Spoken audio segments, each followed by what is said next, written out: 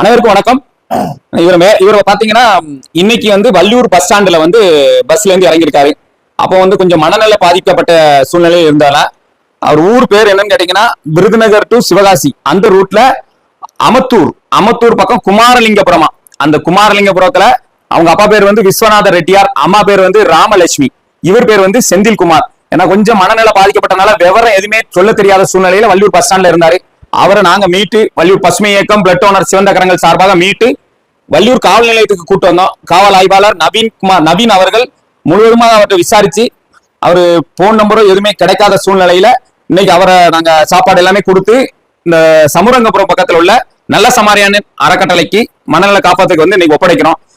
எல்லாருக்கும் ஒரு அன்பான வேண்டுகோளா கருதி இந்த வீடியோ வந்து ஷேர் பண்ணுங்க. ஷேர் பண்ணி இவங்க உறவினர்கள் பார்க்கும் வரை இதை ஷேர் பண்ணுங்க.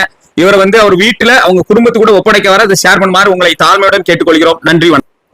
அம்மாட்ட உங்க அம்மாட்ட கொண்டு ஒப்படைக்கணும்ல அவனைய ஒப்படைக்கணும்.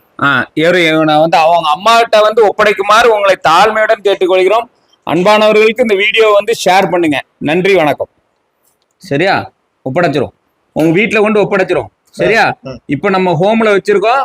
அடுத்தல இந்த வீடியோ பார்த்து உங்க வீட்டுல யாராவது பார்த்து உன்னைய கூட்டு போயிருவாங்க. சரியா? சரி.